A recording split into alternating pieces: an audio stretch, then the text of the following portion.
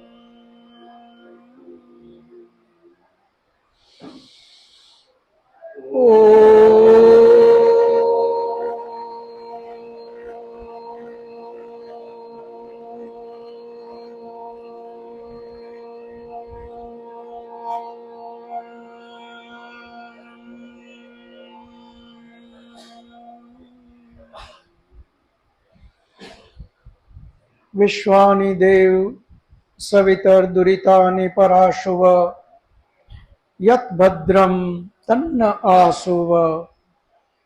હે પરમ કૃપાળુ પરમાત્મા, હે દયાળુ, એવી કૃપા કર મારી અંદર રહેલા દુર્ગુણ દુર્વ્યસન આ બધા જ મારાથી કોષો દૂર થઈ જાય.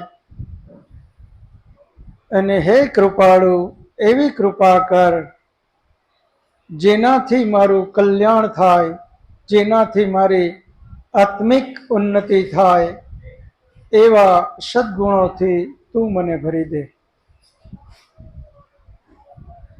સૃષ્ટિ સંવત 1,96,53,126 વર્ષ, વિક્રમ સંવત 2082,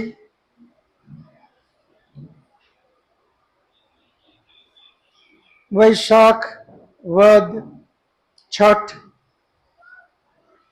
દિનાંક 18/5/2025 રવિવાર. વૈદિક મહાસભા દ્વારા આ 39મા સત્રમાં આપ બધા આધ્યાત્મિક પ્રેમી સજ્જનો, ભાઈઓ અને બહેનોનું હાર્દિક સ્વાગત છે. આપણે વેદ વિશે ચિંતન મનન કરીએ છીએ. આજે આપણું વેદ શૃંખલા, જેમાં આપણે કર્મફળ ઉપર અધ્યયન કરીએ છીએ, એ અધ્યયન શરૂ કરતા પહેલા આપણે આજે ફરી વેદ અને વેદ સંલગ્ન ગ્રંથોને ફરી એકવાર યાદ કરી લઈએ. વચ્ચે વચ્ચે આ એટલા માટે યાદ કરીએ જેથી આપણું વેદ વિશેની જે સાંભળેલી વાત ભૂલાઈ ના જાય. તો 4 વેદ બધા હું બોલું પછી આપણે પાછળ રિપીટ કરશું. ઋગ્વેદ, યજુર્વેદ, સામવેદ, અથર્વવેદ. ऋग्वेद, યજુર્વેદ, સામવેદ, અથર્વવેદ. આ 4 વેદને આપણે આ જ ક્રમમાં યાદ રાખશું. આડા અવડા આપણે યાદ નહીં રાખીએ એટલા માટે કે આપણે વેદ પછી એના ઋષિ મુનિ યાદ કરવા છે, એના પછી એના વિષય, કયા વેદમાં કયો વિષય, ત્યારબાદ કયા વેદમાં કેટલા મંત્રોની સંખ્યા, આમ આખો કોઠો બનાવવો હોય એટલે આપણે આ ક્રમમાં જ યાદ રાખશું. ઋગ્વેદ, યજુર્વેદ, સામવેદ, અથર્વવેદ. એ ચારે ચાર વેદના ચાર અલગ અલગ ઋષિ મુનિ છે. હું બોલું, આપ બોલજો. અગ્નિ ઋષિ, વાયુ ઋષિ, આદિત્ય ઋષિ, અંગિરા ઋષિ. અગ્નિ ઋષિ, વાયુ ઋષિ, આદિત્ય ઋષિ, અંગિરા ઋષિ. ત્યારબાદ ચારે ચાર વેદના વિષય આવશે. જ્ઞાન, કર્મ, ઉપાસના, વિજ્ઞાન. જ્ઞાન, કર્મ, ઉપાસના, વિજ્ઞાન. આ એના ચાર અલગ અલગ વેદના વિષય છે. ત્યાર પછી આવશે ચારે ચાર વેદમાં એક એક વેદમાં મંત્રોની સંખ્યા. 10,552 મંત્ર, 1975 મંત્ર,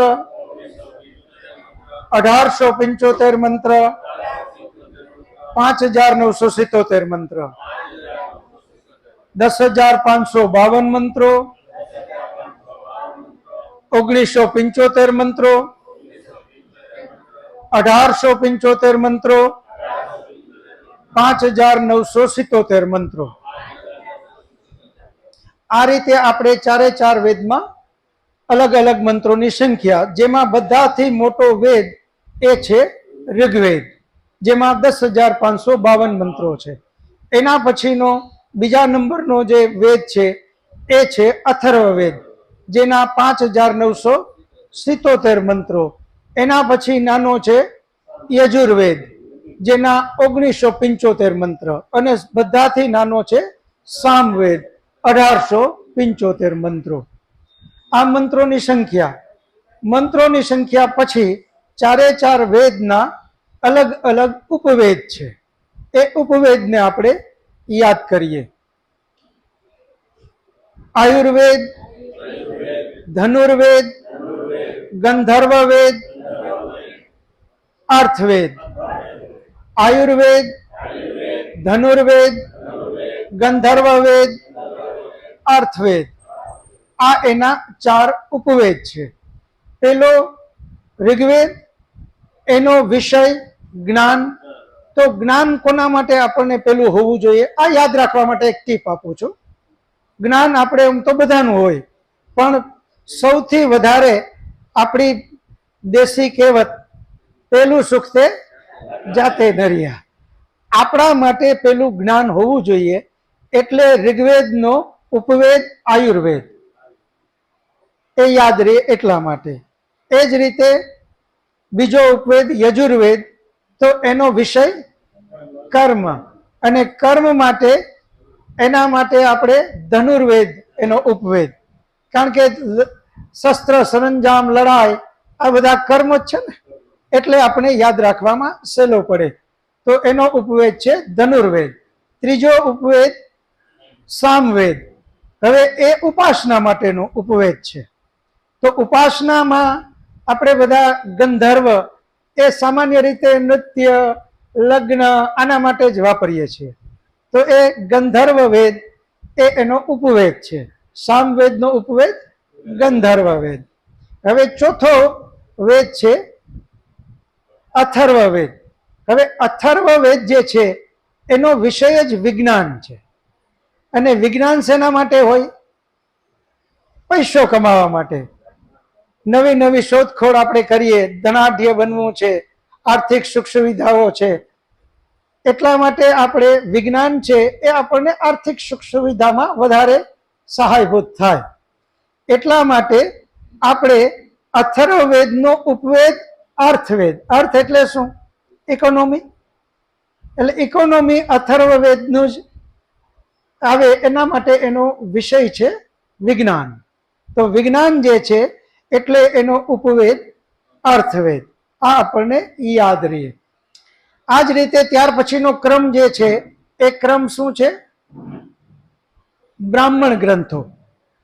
હવે બ્રાહ્મણ ગ્રંથ માટે એક ખાસ ચોખવટ કે અહીંયા કોઈ જ્ઞાતિ માટે શબ્દ નથી વાપર્યો. અહીંયા જે બ્રાહ્મણ શબ્દ છે, બ્રહ્મમ જાનાતિ ઇતિ બ્રાહ્મણ, જેને પરમાત્મા, આત્મા, પ્રકૃતિ આના વિશે ખૂબ જ્ઞાન છે એને બ્રાહ્મણ કહેવાય. તો એ આપણા વિદ્વાનો ઋષિમુનિઓએ ચારે ચાર વેદનું અધ્યયન કરી અને ચાર બ્રાહ્મણ ગ્રંથ બનાવ્યા, જેને આરણ્યક પણ કહેવાય, કારણ કે જંગલમાં ઋષિમુનિઓએ તપસ્યા કરી અને એ ગ્રંથ બનાવ્યા એટલે એને આરણ્યક ગ્રંથ પણ કહે. તો ચાર બ્રાહ્મણ ગ્રંથ. પેલો ઐતરીય બ્રાહ્મણ ગ્રંથ, બોલો ઐતરીય બ્રાહ્મણ ગ્રંથ, સતપથ બ્રાહ્મણ ગ્રંથ, તાંડેય બ્રાહ્મણ ગ્રંથ, ગોપથ બ્રાહ્મણ ગ્રંથ. ઐતરીય બ્રાહ્મણ ગ્રંથ, સતપથ બ્રાહ્મણ ગ્રંથ, તાંડેય બ્રાહ્મણ ગ્રંથ, ગોપથ બ્રાહ્મણ ગ્રંથ. આ ચાર બ્રાહ્મણ ગ્રંથ છે.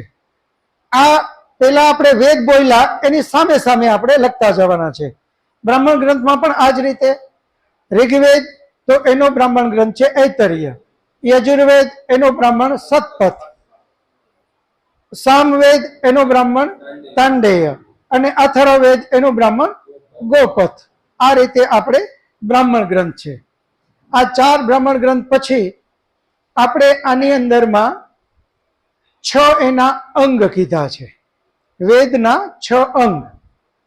એક એક નામ બોલું, તમે પાછળ બોલજો. શિક્ષા, કલ્પ, નિરુક્ત, જ્યોતિષ, છંદ, વ્યાકરણ.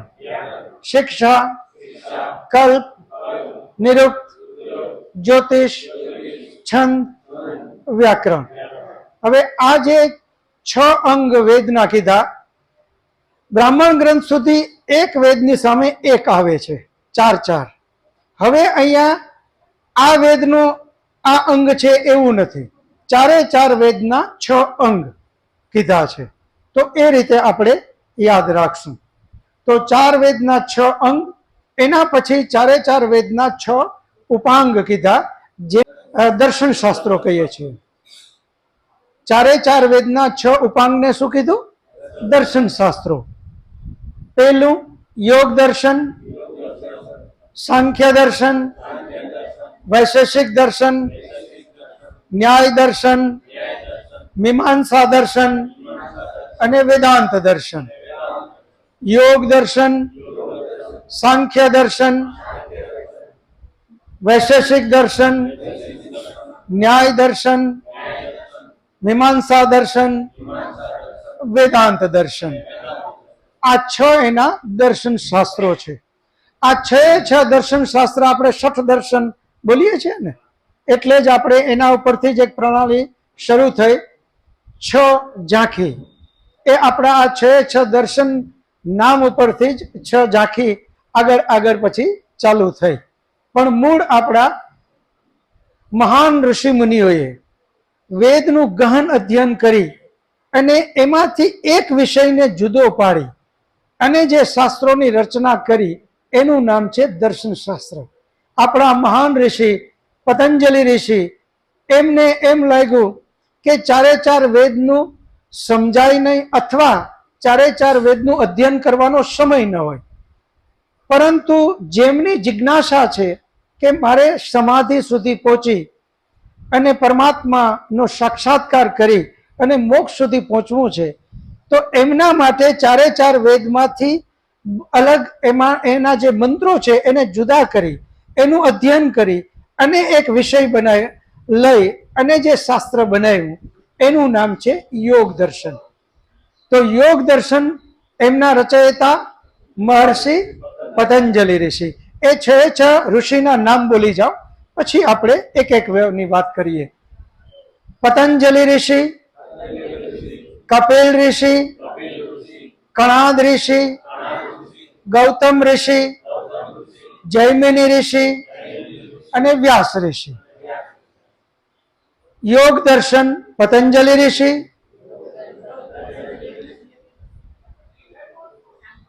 સાંખ્ય દર્શન કપિલ ઋષિ, વૈશેષિક દર્શન કણાદ ઋષિ, ન્યાય દર્શન ગૌતમ ઋષિ, મીમાંસા દર્શન જૈમિની ઋષિ અને વેદાંત દર્શન વ્યાસ ઋષિ. વ્યાસ ઋષિ. આ જે છ દર્શન શાસ્ત્રો છે એમાં બે ના જોડા છે, યોગ દર્શન અને સાંખ્ય દર્શન. એનું એક જોડું ઋષિ મુનિઓએ આપણને કીધું. એ એટલા માટે કે યોગ અને સાંખ્યનો વિષય એક જ છે, સમાધિ સુધી કેમ પહોંચવું. યોગ દર્શન એ પ્રેક્ટિકલ આપણને જ્ઞાન આપે છે સમાધિ સુધી પહોંચવાનું, અને સાંખ્ય દર્શન કપિલ ઋષિએ જે કર્યું એ છે એ આપણને સમાધિ સુધીની થિયરી બતાવે છે. તો યોગ અને સાંખ્ય એ બંનેનું એક જોડું. યોગ દર્શન પતંજલિ ઋષિ અને સાંખ્ય દર્શન કપિલ ઋષિ. બંનેનો ઉદ્દેશ્ય એક જ, બંનેનું જ્ઞાન આપવાનો વિષય એક જ, સમાધિ સુધી પહોંચવું. માત્ર ફરક એટલો, યોગ દર્શન પ્રેક્ટિકલની વાત કરે છે અને સાંખ્ય છે એ થિયરી બતાવે છે. આ બેનો જોડો. એ જ રીતે બીજું જોડું છે વૈશેષિક અને ન્યાય. વૈશેષિક દર્શન કણાદ ઋષિ અને ન્યાય દર્શન ગૌતમ ઋષિ. એ બંનેનો પણ વિષય એક જ છે. ન્યાય દર્શન ઉપરથી આપણને ખ્યાલ આવશે. ન્યાયનો મતલબ જ એ કે આપણી ફરજ, આપણે શું કરવું જોઈએ, કોઈએ કર્યું એની શું ફરજ, એને આમ કરાય આ ન કરાય, મારે આમ કરાય આ ન કરાય, આ બધાનું જે જ્ઞાન આપે એને વૈશેષિક અને ન્યાય દર્શન કહેવાય. એના પછીનું જે જોડું છે એ છે મીમાંસા અને વેદાંત દર્શન. મીમાંસા અને વેદાંત એક ગુરુ શિષ્યએ બનાવ્યું છે. વેદાંત દર્શનના રચયિતા વ્યાસ ઋષિ, એમના જ શિષ્ય જૈમિની ઋષિ, એમણે મીમાંસા દર્શન બનાવ્યું. તો મીમાંસા અને વેદાંત દર્શન સમકાલીન છે, ગુરુ શિષ્યએ બનાવ્યું. એટલે બંનેનો વિષય પણ એક જ છે. પરમપિતા પરમાત્મા વિશે બધું લખવું, એનું નામ છે મીમાંસા અને વેદાંત. એટલા માટે વેદાંત અને મીમાંસાના બે અલગ અલગ નામથી આપણે ઓળખીએ છીએ. જેમ કે મીમાંસાને પૂર્વ મીમાંસા બોલે અને વેદાંતને ઉત્તર મીમાંસા કહે. એ જ રીતે ઉત્તર મીમાંસા યાની વેદાંત દર્શન એનું ત્રીજું નામ પણ છે, જેને બ્રહ્મસૂત્ર પણ કહે છે. તો વ્યાસજીએ જે રચના કરી એના ત્રણ નામ આવ્યા, એક વેદાંત દર્શન, ઉત્તર મીમાંસા અને બ્રહ્મસૂત્ર. હવે બ્રહ્મસૂત્ર ઉપરથી પણ આપણે ખ્યાલ આવે કે જે સૂત્રો એમણે બનાવ્યા એ બ્રહ્મ વિશે જ, પરમાત્મા વિશે જ છે, એટલે એનું નામ આપણે બ્રહ્મસૂત્ર આપ્યું. આમ આપણા 6 દર્શન શાસ્ત્રો. એના પછી જે ક્રમ આવે છે એ છે ઉપનિષદનો. હવે આમાં આપણે એક વસ્તુ પણ સમજી શકાય, ઘણા આપણને પ્રશ્ન કરતા હોય છે કે ભાઈ વેદની શરૂઆત અમારે ક્યાંથી કરવી. તો આ સ્વામી દયાનંદ સરસ્વતીજીએ અને આપણા ઋષિમુનિઓએ એક સિલેબસ પણ આપણને આપ્યો કે શરૂઆત હંમેશા કરવાની જે છે એ ઉપનિષદથી કરવાની છે. પછી આગળ આગળ આગળ આગળ આપણે જે આ લઈ બધા નામ લીધા એ આપણે અભ્યાસ કરવાનો. તો આપણે અત્યારે ઉપનિષદની જો સંખ્યા કહીએ તો સમાજની વચ્ચે તો ઘણા બધા ઉપનિષદો આવ્યા છે. ઘણા લોકોએ ઉપનિષદને અલગ અલગ ઉપનિષદ બનાવી અને એના પોતપોતાની રીતે નામ આપી દીધા. પરંતુ ઋષિ મુનિઓએ જે ઉપનિષદને માન્યતા આપી છે એવા ઉપનિષદ જે આપ્યા, આપણું ધ્યાન માત્ર અહીંયા રહે તો બિલાડી નહીં નડે. ઉપનિષદો જે આપણને આપ્યા એ ઉપનિષદ ઋષિમુનિઓ કૃત જે છે એ ઋષિમુનિઓએ માન્યતા આપી એવા 11 ઉપનિષદ છે. બાકીના ઉપનિષદો સારા હશે પરંતુ ઋષિમુનિઓએ એને માન્યતા આપી નથી. એટલા માટે આપણે 11 ઉપનિષદનો જ અભ્યાસ કરવો એવો સ્વામી દયાનંદ સરસ્વતીજીનો પણ આગ્રહ છે, આપણા વિદ્વાનોનો પણ આગ્રહ છે. તો એવા ઉપનિષદ 11 હું બોલું, તમે પાછળ દોહરાવજો. ઈશાવાસ્ય ઉપનિષદ, केनो उपनिषद, कठो उपनिषद, मुंडको उपनिषद, मांडुक्य उपनिषद, प्रश्न उपनिषद, ऐतरेय उपनिषद, तैत्तरीय उपनिषद, बृहदारण्यक उपनिषद, श्वेताश्वतरो उपनिषद અને છાંદોગ્ય ઉપનિષદ. આ 11 ઉપનિષદ છે. બેન ને બધા અમુક લોકો લખે છે, આપણે ફરી રિપીટ કરીએ. ઈશાવાસ્ય ઉપનિષદ, કેનો ઉપનિષદ, કઠો ઉપનિષદ, મુંડકો ઉપનિષદ, મંડુક્યો ઉપનિષદ, પ્રશ્ન ઉપનિષદ, ऐतरेय उपनिषद, तैत्तरीय उपनिषद, बृहदारण्यक उपनिषद, श्वेताश्वतरो उपनिषद અને છાંદોગ્ય ઉપનિષદ. આ 11 આપણા ઉપનિષદ છે. આ 11 ઉપનિષદ માં મુખ્ય જે ઉપનિષદ છે એ એક છે, એ છે ઈશાવાસ્ય ઉપનિષદ.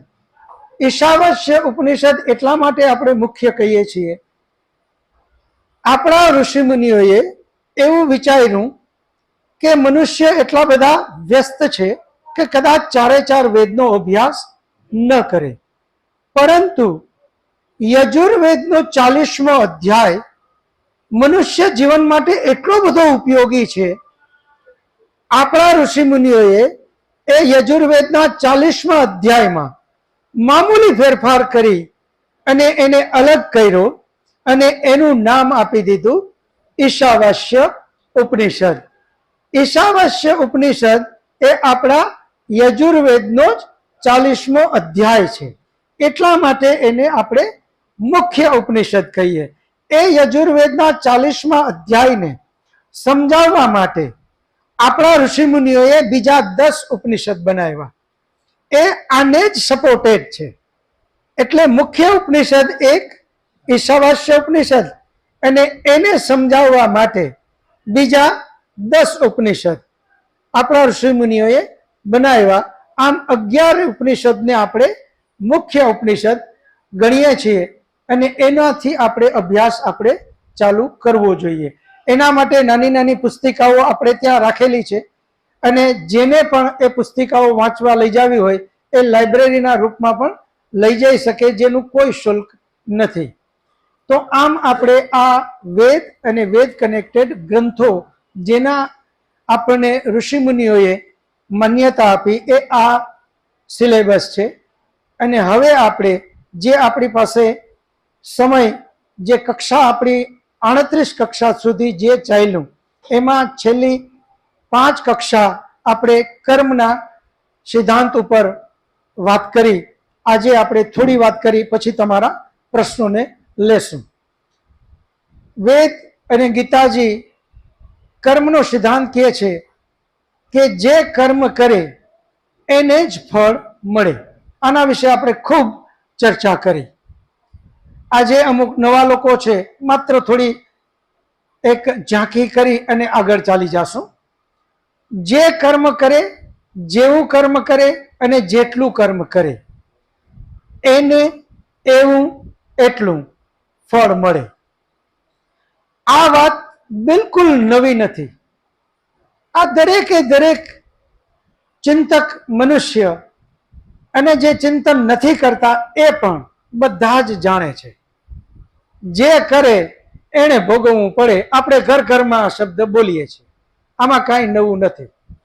મુશ્કેલી એ છે કે આપણે બધા જ જાણીએ છીએ કે જે કરે એને જ ફળ મળે, છતાં પણ એટલી બધી ભ્રામક વાતોમાં આપણે ફસાણા છીએ.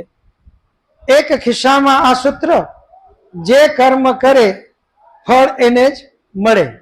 બીજા ખિસ્સાની અંદરમાં આપણા કોઈ વડીલ વયા ગયા, એની પાછળ આપણે અનેક જાતની ક્રિયાઓ કરીએ છીએ આધ્યાત્મના નામે. હવે એ ક્રિયા કરવામાં એ આપણા વડીલ તો છે નહીં, તો ફળ કોને મળે છે? એ વડીલને. એવું માનીને આપણે કર્મ કરીએ છીએ.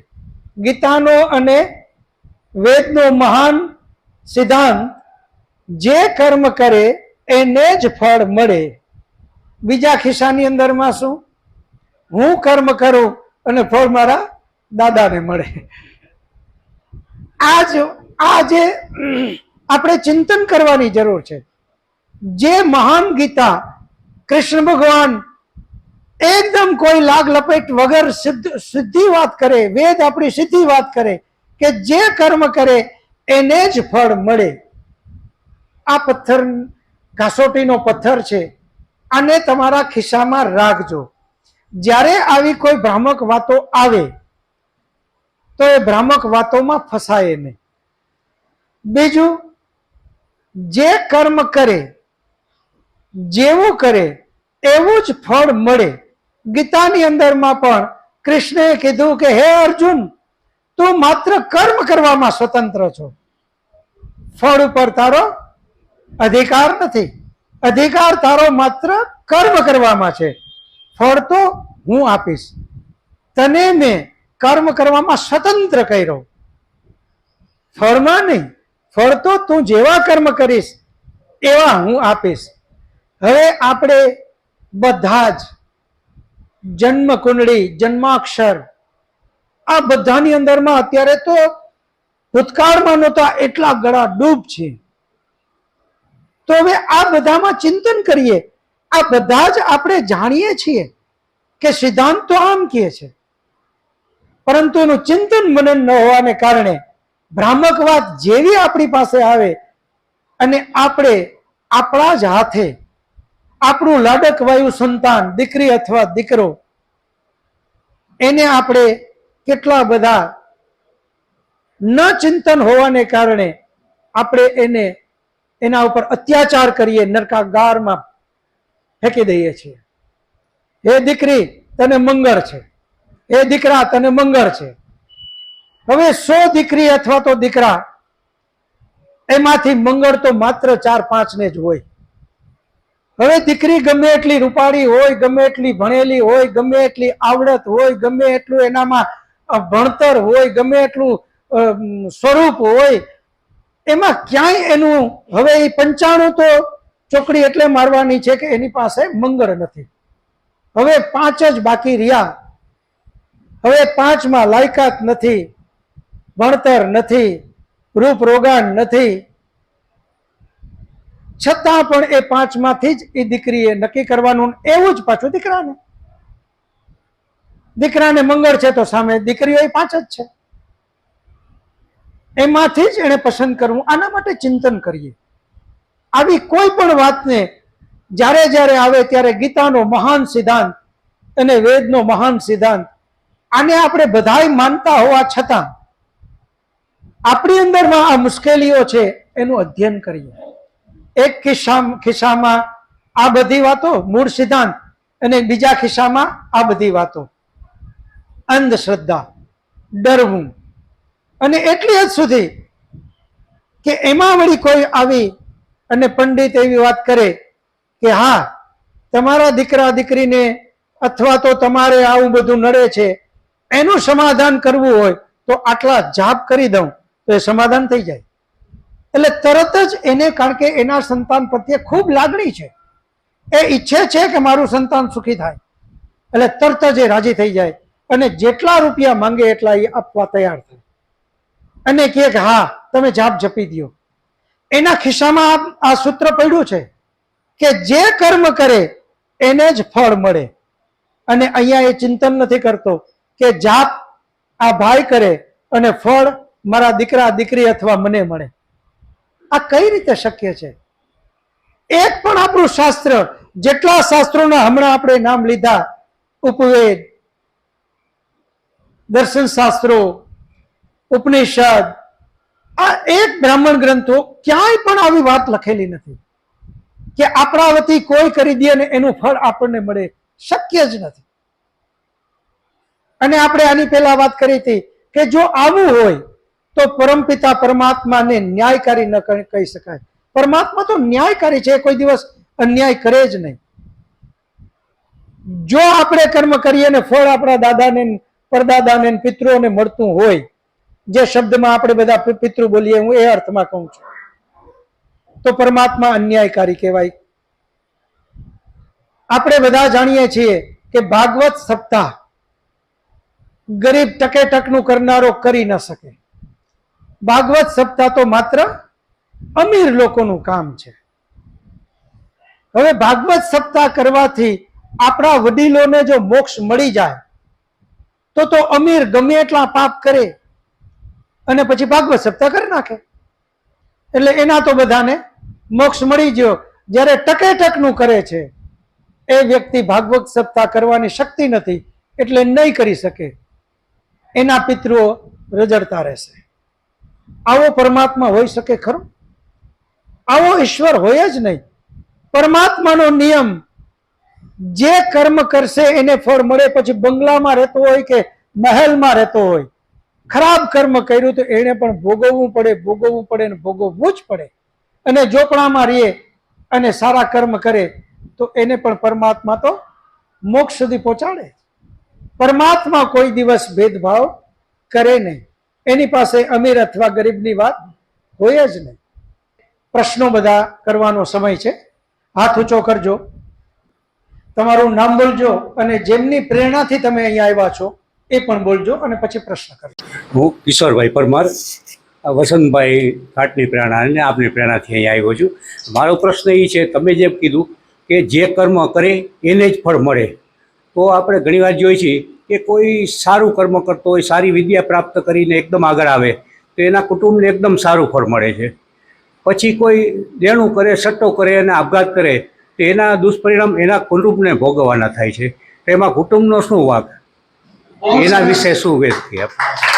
કિશોરભાઈનો પ્રશ્ન એ છે કે જે કર્મ કરે એને જ ફળ મળતું હોય તો પછી કુટુંબમાં એક ખૂબ રૂપિયા કમાય આવે તો એનું બધાને લાભ મળે છે ને, બધા આનંદથી રહે છે.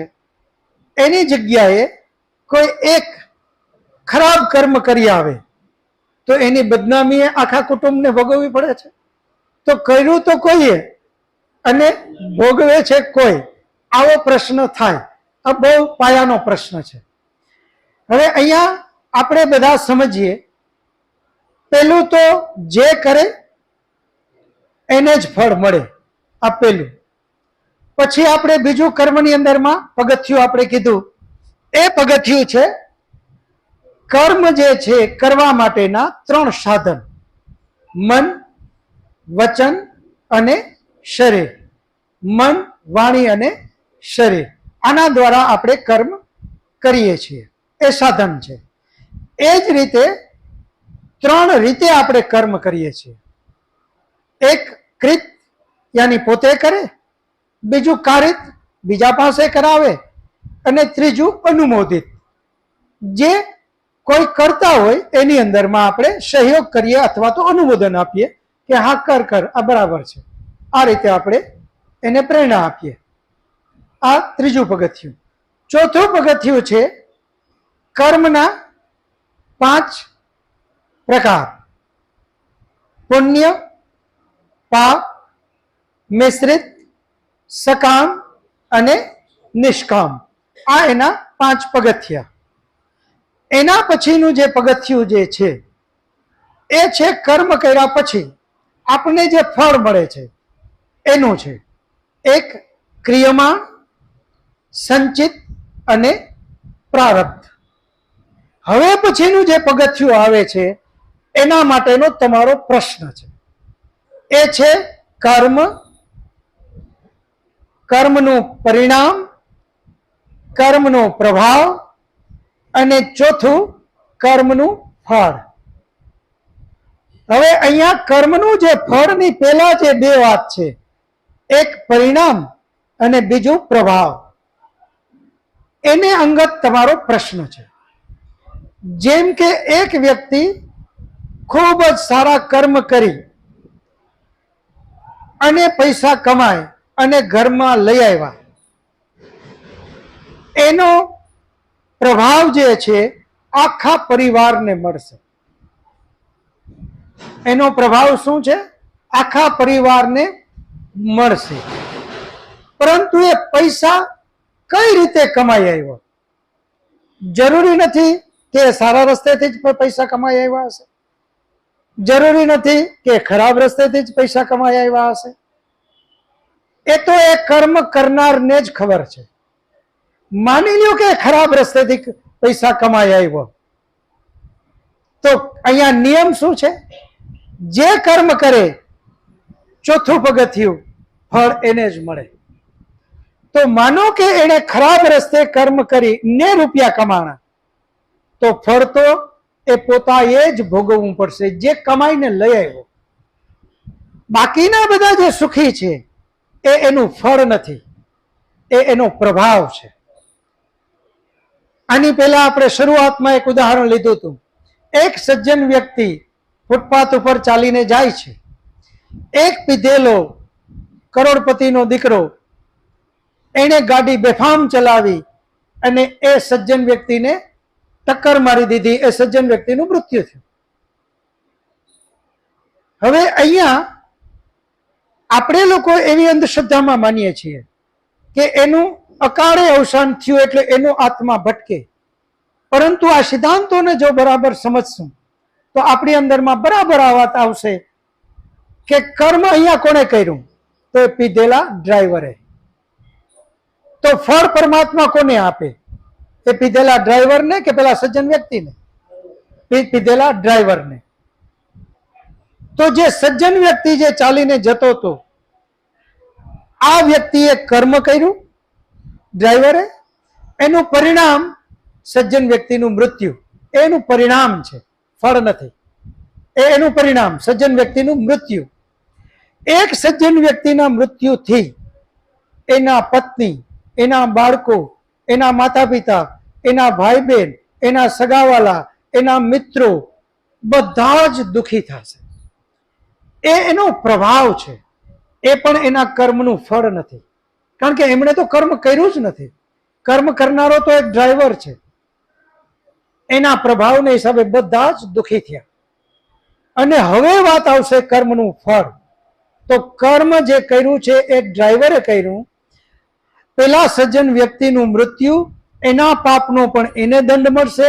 એના પછી આ જેટલા પ્રભાવમાં આવ્યા અને દુઃખી થયા, જેને દુઃખી થવાનું કોઈ કારણ નથી, માત્ર એના સજ્જન સ્વજન ગયા અને એ દુઃખી થયા, એનું પાપ પણ આ ડ્રાઈવરને ટોટલનું પાપ કરી અને એના ઉપર દંડ પરમાત્મા આપશે. એનું ફળ એને જ ભોગવવું પડશે. તો અહીંયા એવું બિલકુલ ન સમજતા કે કર્મ કોઈ કરે અને એનું ફળ કોઈને મળે.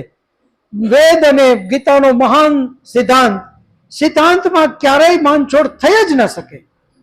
અપવાદ રૂપે કોઈ વાત હોય જ ન શકે. એને જ માત્ર સિદ્ધાંત કહેવાય. જો અપવાદ આવે તો એને સિદ્ધાંત ન ગણી શકાય. અપવાદ વગર જ વાત હોય તો જ એને સિદ્ધાંત આપણે કહીએ. એટલે આ વાતને ગાંઠ વાળી લેજો કે કર્મ જે કરે એને જ ફળ મળે. કર્મ કોઈ કરે અને બીજાને ફળ મળે, આવું શક્ય જ નથી. એ કોઈ કાળે શક્ય જ નથી. એ એનો પ્રભાવ છે, એનું પરિણામ છે, પરંતુ ફળ એણે જ ભોગવવાનું. એ આપણને આગળ આવશે. આપણે વિસ્તૃત ફરી ત્યાં, કારણ કે હજુ તો આપણે માત્ર પહેલા પગથિયા ઉપર છીએ, પણ આ પ્રશ્નો આવશે જ. આવા જેને મનમાં પ્રશ્ન આવે એ બધા પ્રશ્નો કરજો જ. બીજો કોઈ પ્રશ્ન? હલો, નમસ્કાર. મારું નામ પરાગ જોશી છે. આપે એમ કીધું કે જ્યોતિષ છે એ વેદનું અંગ છે. તો જ્યોતિષે કહેલી વાતો, આપણે જે તમે વાત કરી કે બીજા કિસ્સામાં ભ્રામક વાતો છે કે મંગળ નડે છે ને આ છે, તો જો વેદનું અંગ જ હોય જ્યોતિષ, તો એની વાતો ભ્રામક કેવી રીતે હોઈ શકે? આપણે જે વેદના 4 નામ બોલ્યા, પછી 6 અંગ બોલ્યા આપણે. એમાં શિક્ષા, કલ્પ, નિરુક્ત અને જ્યોતિષ, છંદ અને વ્યાકરણ, એમાં એક અંગ જ્યોતિષ છે. હવે જ્યોતિષ જો વેદનું જ અંગ હોય તો પછી આ આપણે જે કહીએ છીએ કે જે આ મંગળ નડે છે અથવા તો જ્યોતિષની જે કઈ વાતો છે એ ભ્રામક કઈ રીતે હોઈ શકે? આ પ્રશ્ન બહુ જ વ્યાજબી પ્રશ્ન છે. આનું કારણ શું છે? યુગોથી યાની સૃષ્ટિની શરૂઆત લગભગ 2 અબજ વર્ષથી થઈ. આપણે હમણાં જ સૃષ્ટિ સંવત બોલ્યા. 1,96,8,53,126 વર્ષ આ ચાલે છે. સૃષ્ટિની શરૂઆતથી 5,000 વર્ષ સુધી પૂરી દુનિયા ઉપર આર્યાવર્તનું શાસન હતું. એનું મુખ્ય કારણ કોઈ હોય તો આપણા ઘરની અંદરમાં વેદ વંચાતો હતો, વેદનું અધ્યયન થતું હતું, વેદની મીમાંસાઓ થતી હતી.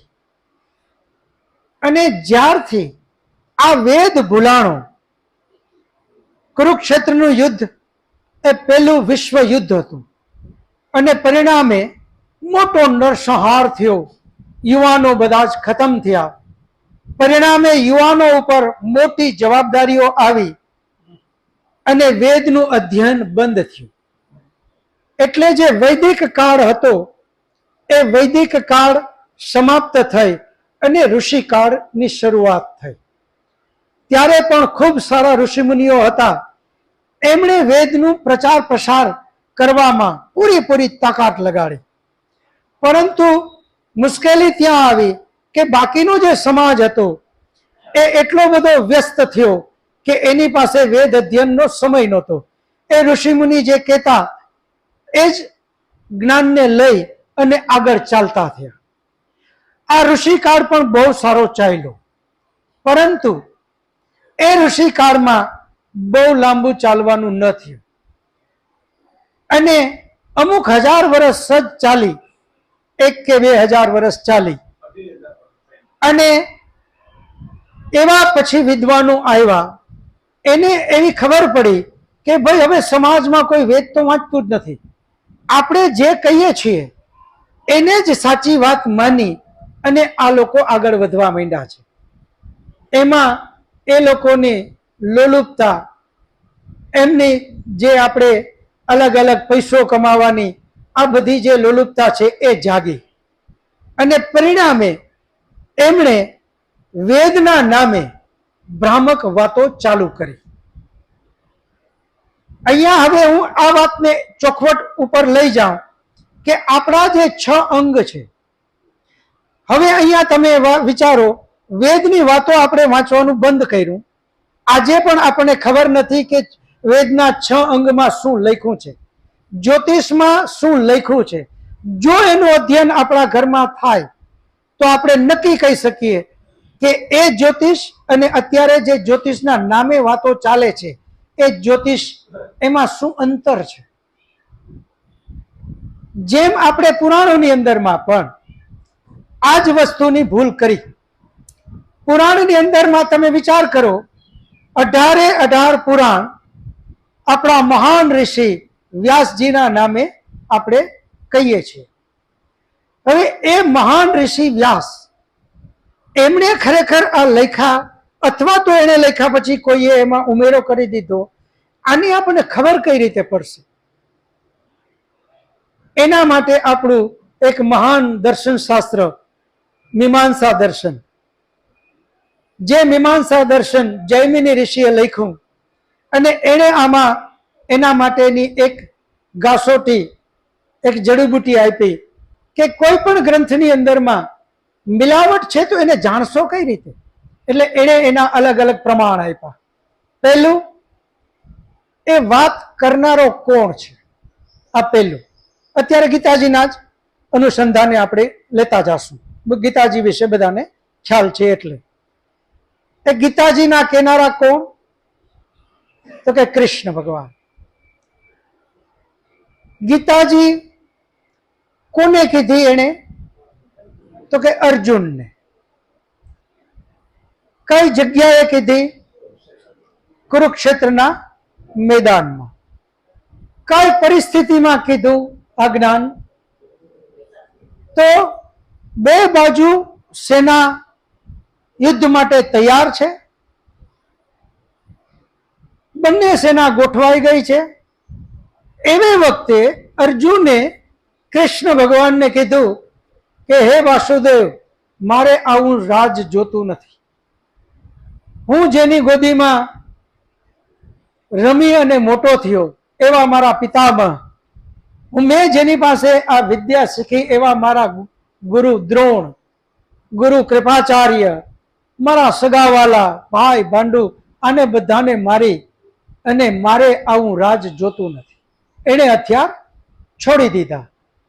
પરિસ્થિતિ મુખ્ય જાણજો, એ હથિયાર છોડ્યા અર્જુને, એને હથિયાર ઉપડાવવા માટે જે વાત કરી એ ગીતાજીમાં કૃષ્ણએ કરી.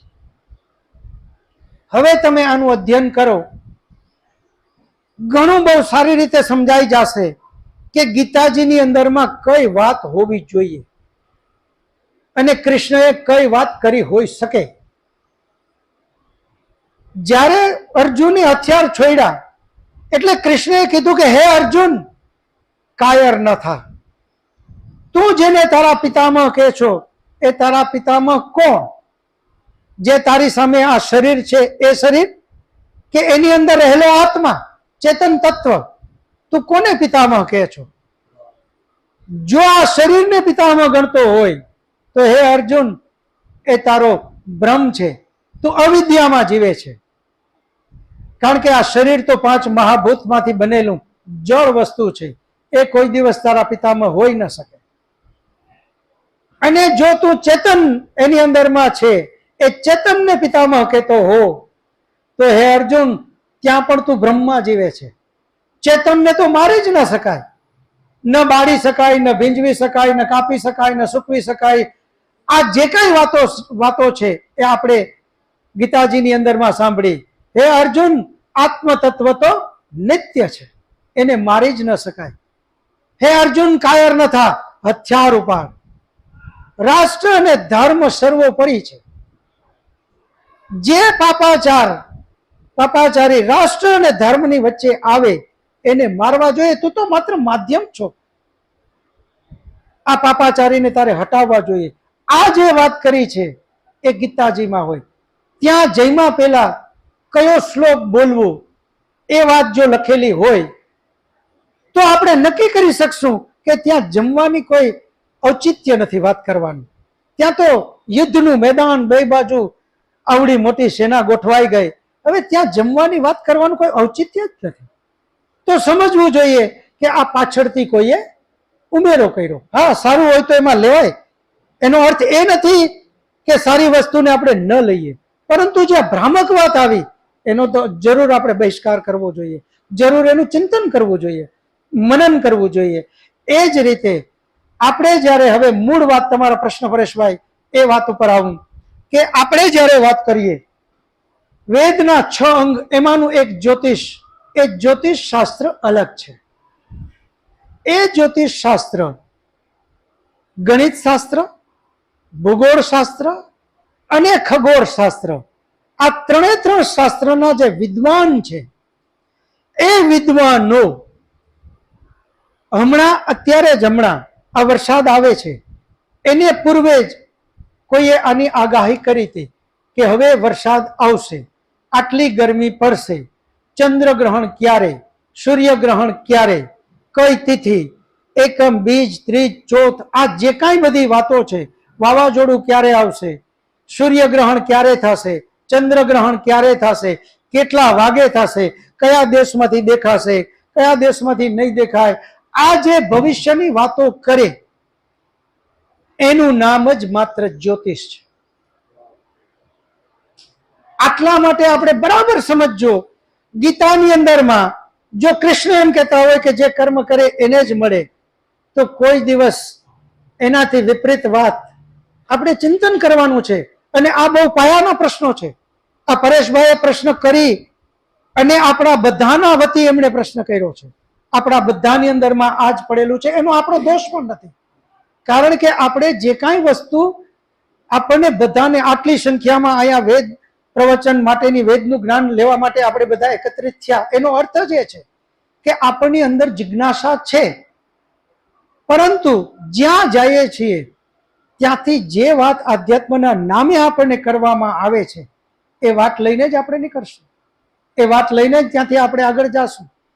તમને મને રુચિ છે, હવે દેનારા જે આપણને દે એ લઈને આપણે આગળ વધશું. આપણે બધા આજે નક્કી એક ગાંઠ વાળીને અહીંયાથી જઈએ કે જે કાંઈ આપણે વાતો છે એની પહેલા એક વાત કરું કે મનુષ્ય અને બીજા બધા પશુ એનો માત્ર એક જ ભેદ છે, એક જ ફરક છે. બુદ્ધિ આપણામાંય છે, બુદ્ધિ બાકીના પ્રાણીઓમાં પણ છે. આપણે પણ ખાઈએ પીએ છીએ, બીજા પ્રાણીઓ પણ ખાઈ પીએ છે. આપણે સંતતિ ઉત્પન્ન કરીએ છીએ, એ પણ ઉત્પન્ન કરે છે. એ લોકો એની સંતતિને મોટા કરે છે, એના માટે કેટલી બધી મહેનત કરે, આપણે પણ એ જ કરીએ છીએ. આપણામાં અને એનામાં જો કોઈ મૂળ ભેદ હોય તો એ એક જ છે. પરમાત્માએ આપણને એક વિશિષ્ટ વિવેક બુદ્ધિ દીધી. એ વિશિષ્ટ વિવેક બુદ્ધિ બીજા પ્રાણીમાં નથી.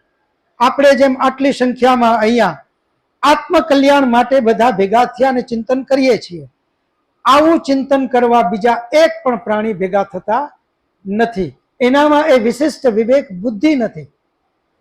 હવે અહીંયા ફરક આપણે એ કરીએ, જે કાંઈ કર્મ કરીએ એમાં વિશિષ્ટ વિવેક બુદ્ધિનો ઉપયોગ ન કરીએ તો સમજવું કે એટલા પૂરતા આપણે પ્રાણી સમાન છીએ, મનુષ્ય નથી. જેમ કે એક બહુ આધ્યાત્મની નામે એક મોટું વિધિ કરાવી અને એની અંદરમાં અબીલ, ગલાલ, કંકુ, ચોખા, ફૂલ, આ ઘણું બધું ભેગું થઈ, કચરો ભેગો થયો અને એક બાલટી એક થયું. હવે એ મહારાજે એમ કીધું કે આને જલમાં પધરાઈ આવો. હવે જો એવી વખતે આપણે બુદ્ધિનો ઉપયોગ કર્યા વગર જલમાં સીધા પધરાવી આવીએ તો આપણે એટલા પૂરતા પશુ સમાન છે.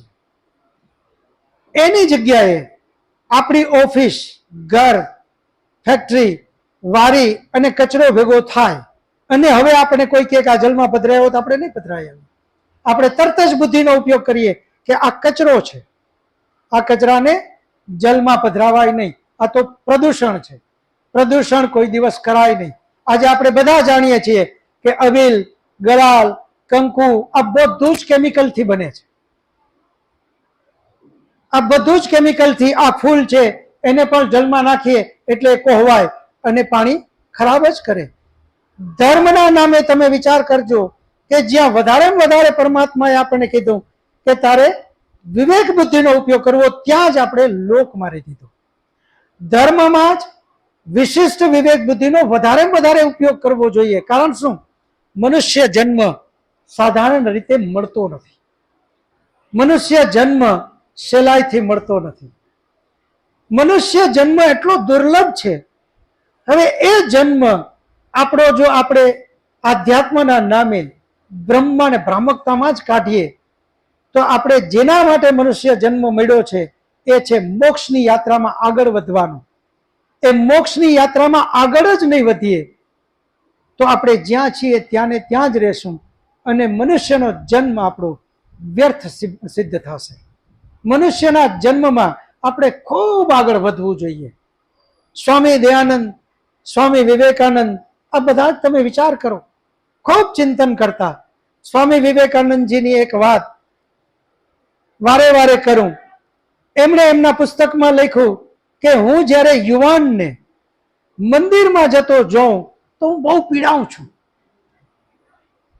આપણે વિચાર આવે કે મંદિર તો સારી જગ્યાએ છે અને ત્યાં યુવાન જાય તો સ્વામી વિવેકાનંદ જેવી મહાન વિભૂતિ પીડાય શું કામ? શેના માટે પીડાય? એમણે જ્યારે પુસ્તક મેં વાંચ્યું તો મને ખૂબ પ્રણામ કર્યા કે બહુ સ્વામીજી સાચી વાત છે. એમણે એમ કીધું કે તમે પહેલા ધોરણમાં ભણવા ગયા અને ત્યાં શીખવું A for apple, B for baby, C for cat.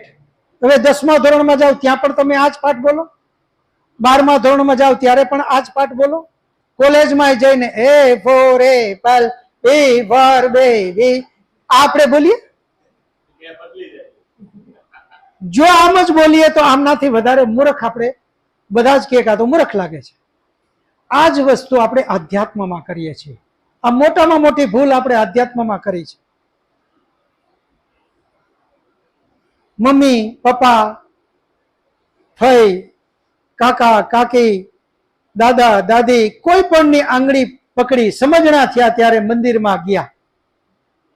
ઘરમાં, બારે મંદિરમાં, ઓફિસમાં, જ્યાં મંદિર હોય ત્યાં આપણે ગયા, ત્યાં દીવો કર્યો, અગરબત્તી કરી, એના નામ લીધું અને નીકળી ગયા. સ્વામી વિવેકાનંદજી એમ કહે છે કે હે યુવાન, આજે પણ હજી દીવો, અગરબત્તી અને નીકળી જાવ, બસ આટલું જ. આનાથી વિશેષ કાંઈ નહીં. જેના માટે તે મનુષ્યનો જન્મ લીધો, હે યુવાન, તું જ્ઞાનની અંદરમાં એટલો આગળ વધી જા કે તું આ બધા પ્રશ્નોનો જવાબ આપતો હોય. યમ એટલે શું, નિયમ એટલે શું, પ્રાણાયામ એટલે શું, પ્રત્યાહાર એટલે શું, ધારણા એટલે શું, ધ્યાન એટલે શું, બ્રહ્મચર્ય એટલે શું, તપસ્યા એટલે શું, આ બધાનો કર્મ એટલે શું, આ બધાનો જવાબ તારે આપવો જોઈએ. તારા ઉપર, ખભા ઉપર આ જવાબદારી છે. એને બદલે હજી તું આટલે જ. એટલે એ પીડાતા હતા. આપણે બધા ખૂબ જ વેદ જ્ઞાનમાં ખૂબ જ પીપાસુ લોકો અહીંયા મળીએ છીએ. આપણે બધાની ખૂબ જ જિજ્ઞાસા છે અને આનંદની વાત છે કે આટલા લોકો આપણે વેદ જ્ઞાન માટે ભેગા થઈએ છીએ. એટલા માટે પરમપિતા પરમાત્માની આજે આપણે ખૂબ ધન્યવાદ પણ કહીએ. અને તમને બધાને હું ખૂબ જ વિનમ્રતાથી વિનંતી કરીશ અને તમારી પાસે મારી અપેક્ષા પણ છે કે તમે લોકો જે કાંઈ અહીંથી સાંભળો, ઘરેથી નીકળ્યા, અહીંયા આવ્યા, 1 કલાક આપણે અહીંયા બેઠા, ફરી પાછા ઘરે જાઓ ત્યારે એટલું ચિંતન જરૂર કરજો કે આપણે જ્યાં હતા એવા ને એવા પાછા આવ્યા તો આ 1 કલાક આપણી વ્યર્થ છે. જો કાંઈક લઈ અને કાંઈક આપણો ઉમેરો થયો તો સમજવું કે આપણે આ 1 કલાક સાર્થક છે. એટલે તમે જરૂર ચિંતન કરજો, ખૂબ જ આના ઉપર મીમાંસા કરજો અને પછી જ્યાં લાગે કે નહીં અહીંયા હજી કાંઈક ભૂલ થાય છે, પ્રશ્ન કરવામાં જરાય સંકોચ કરતા નહીં. 40 વર્ષથી ખૂબ જ વેદ વિદ્વાનોનો પરમાત્માએ ખૂબ કૃપા કરીને મને ભેટો આપ્યો અને 40 વર્ષથી આ વેદ ઉપનિષદ બધાનું અધ્યયન ચાલે છે. એટલા માટે જે વિદ્વાનો પાસેથી મળ્યું છે એ તમારા સુધી હું પહોંચાડવાની પૂરી ટ્રાય કરીશ. જે વાત મને સમજમાં નહીં આવે હું તમને ક્લિયર કહીશ કે આ પ્રશ્ન મને પણ ન સમજાય, હું આગળ વિદ્વાનો પાસે જાણીને તમને કહીશ. એટલે પ્રશ્ન કરવામાં ક્યાંય સંકોચ ન કરતા અને પ્રશ્ન કરજો. બીજી તમારી પાસે એ અપેક્ષા છે કે જ્યાં રાજકોટમાં રહેતા જેટલા લોકો છે એ આ યુટ્યુબના માધ્યમથી પણ સાંભળે અને જો આ વેદ કથામાં ન આવતા હોય તો એ પણ આ વેદ કથામાં જરૂર આવે અને બીજા ગ્રુપમાં પણ મોકલે આ યુટ્યુબ ચેનલને. અને તમારી પાસે એ અપેક્ષા છે જે રૂબરૂ આવો છો, આપણે બધા જ આજુબાજુ 10, 20, 25, 50 લોકોને ઓળખતા હોઈએ. આપણે ઘરે પ્રસંગ હોય આગ્રહપૂર્વક આપણે કેમ નિમંત્રણ દઈએ એ રીતે આપણે બધા નિમંત્રણ આપી અને વધારેમાં વધારે સંખ્યા ને વેદ જ્ઞાન પ્રત્યે તરફ એ આગળ વધે એવું આપણે પુણ્યનું ભાથું પણ કમાએ. સમય પૂરો થયો છે, 2 મિનિટ ઉપર થઈ ક્ષમા માંગુ છું. બધા ટટાર બેસી શાંતિ પાઠ કરશું. શાંતિ પાઠ કરી અને પ્રસાદ લઈને જ બધા અહીંયાથી છૂટા પડીશું. શાંતિ પાઠ. ઓમ ધ્યો શાંતિરંતરિક્ષમ શાંતિ પૃથ્વી શાંતિરાપઃ શાંતિરૌષધયઃ શાંતિઃ વનસ્પતયઃ શાંતિર્વિશ્વે દેવા શાંતિર્બ્રહ્મ શાંતિ સર્વં શાંતિ શાંતિરેવ શાંતિ સમા શાંતિરેધિ. ઓમ શાંતિ શાંતિ શાંતિ. સર્વેભ્યો નમઃ. सबको सादर नमस्ते जी. 2 हाथ जोड़ी બધા એકબીજાને નમસ્તે કરી લેશું. નમસ્તે નમસ્તે નમસ્તે.